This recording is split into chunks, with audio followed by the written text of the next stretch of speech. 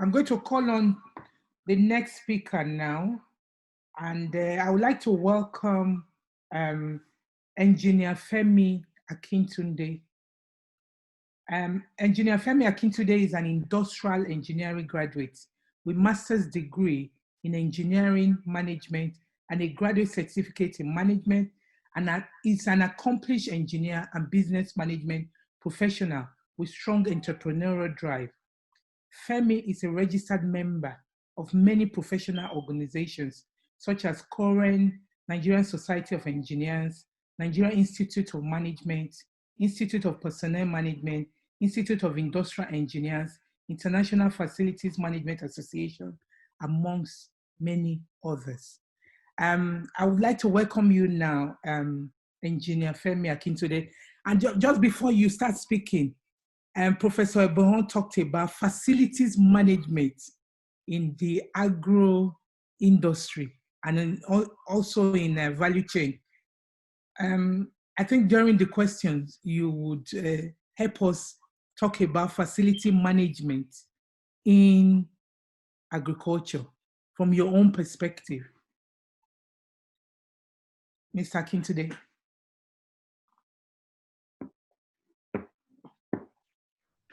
Okay, good afternoon, ladies and gentlemen, and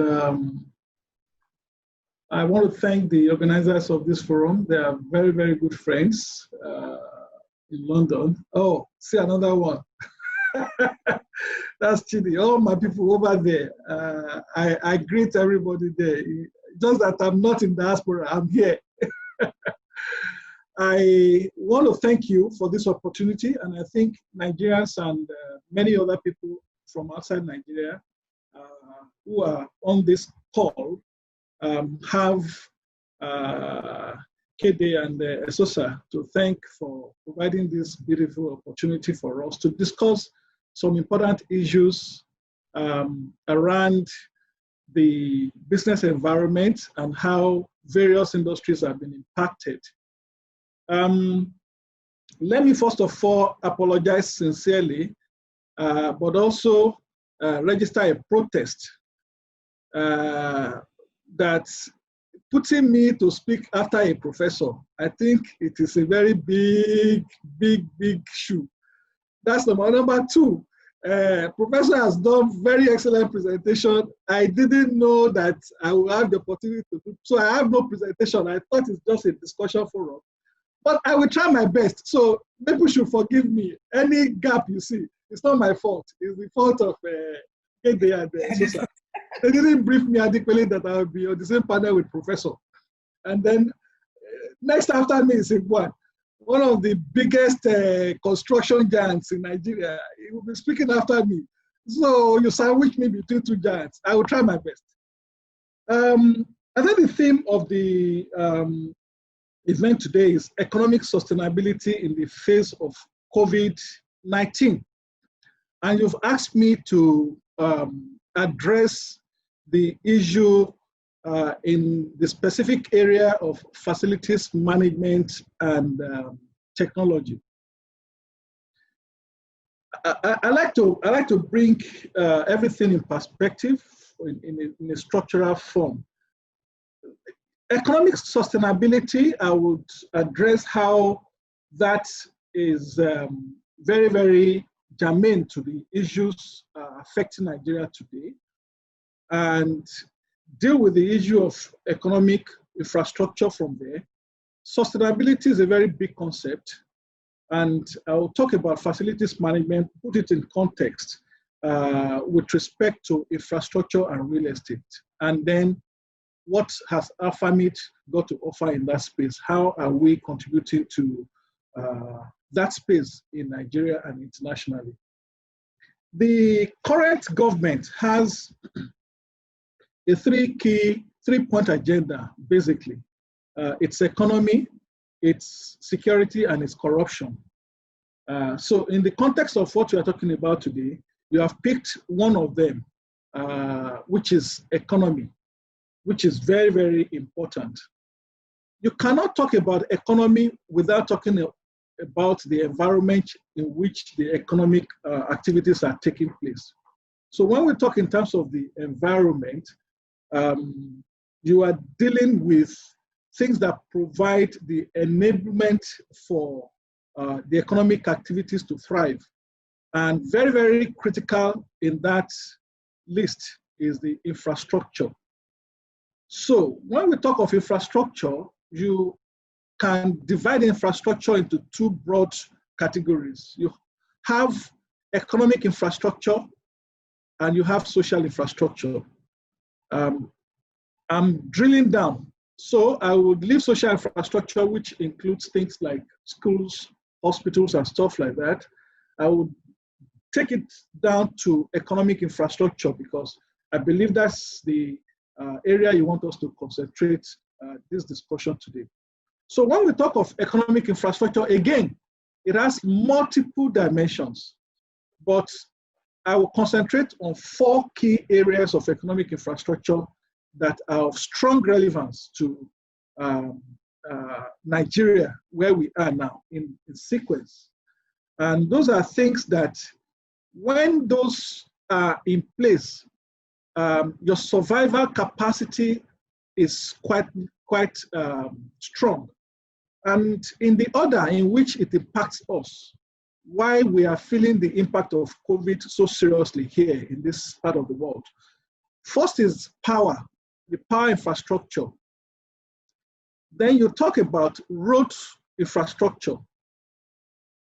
And I will also say of critical importance to where we are today is the ICT infrastructure, digital economy.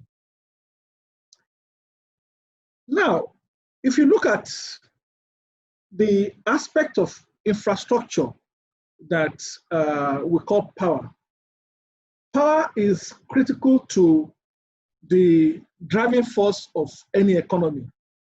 And where we are in Nigeria today, our power infrastructure is very, very imbalanced. It's so fragile that this minute you can say you are enjoying 4,000 megawatts of power supply, and a few minutes later, the network has broken down. Why is that the case? Let me put a few statistics in perspective for you. America has a population of about 250 something million, roughly maybe approaching 270 or so. They are producing and generating capacity of 250,000 megawatts. That is what makes them an industrialized nation. Let me come to Africa. So take South Africa, which is another very industrialized nation within Africa. And when you look at their population, you will also see a direct proportion, talking about around 50 million producing 50,000 megawatts. You now take Nigeria, 200 million people. We are struggling to produce 4,000 megawatts. So you can see the proportion. And when you take it one step at a time, the first thing that power will do for you is to meet your basic human needs, something to just power your houses. Then the next level is powering the economy and then powering the entire nation. That's when you move from the basic level towards industrialization. So we are not anywhere close to power that will support industrialization. And that's why industry cannot, where we are today, thrive at the level that they will become competitive with other nations. That's why it will be easier for you to import most production items manufactured items to Nigeria today than making any attempt to start producing or manufacturing it. So that's a big challenge for us. And for us to move forward, that has to be fixed. You not go to the next critical infrastructure item that we must have and we must address very well to begin to make progress towards economic sustainability. It is the transport infrastructure. And when you talk of transportation, you look at transportation from three broad perspectives. First is transportation by road, transportation by water, transportation by air. We all know the state of our aviation industry in Nigeria. And we know very well that we are not where we should be in terms of ability to connect Nigeria to the rest of the world by air. There was a time that our airport was, infrastructure was classified as one of the worst in the world. A few civil servants came in defense of that, and they said, no, our airports are one of the best in the world. Our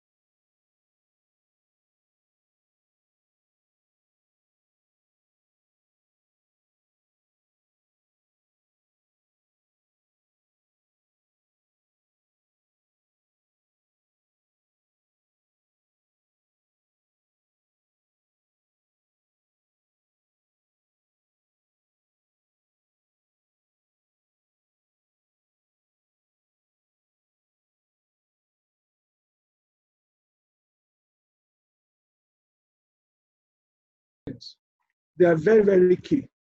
So if we manage all these items very well, productivity will improve. People will get to their office early. They will operate in a very well-maintained environment. The toilet facilities will work well. They will have water. They will have power. Everything will work. And productivity will be enhanced. Let me now link this to COVID-19 and the impact on the facilities management industry and businesses in general. It has changed us, like I said, because we were not prepared and the world was not prepared. If giants, industrialized nations like America, like in Europe, like Asia, if they struggle, how much more we that have not even prepared and our infrastructure is not up to the standard that can sustain our requirements under this kind of constraint environment. So it has really, really shown where we should focus our energy and invest resources so that if another one is coming, we'll be better prepared. But there are lost opportunities. Everybody knows that China has really been like the manufacturing region of the world today. And coming out of this COVID situation, a lot of people will want from other parts of the world will be looking for other places where they will need to minimize their risk. Naturally, Africa should be the one to receive that opportunity. But are we ready? We're not ready because it costs us more to produce anything here than to import it from the advanced and developed nations of the world. So we must focus resources in that area. So lastly, let me just talk about technology as an enabler, as an accelerator of business processes. We must develop infrastructure. And in that respect, technology, I will talk about PropTech, property technology. And in our family, we leverage technology a lot, both in terms of how our processes are automated that enables you to maintain things properly, and also how you can use it to improve the standard of your service delivery to the customers. We have quite a number of tools, and I can talk about some of them later. But at this point, I would like to say a big thank you for the opportunity once again. And I hope I've been able to relate the economic sustainability issue to infrastructure, to real estate, and to facilities management. Thank you.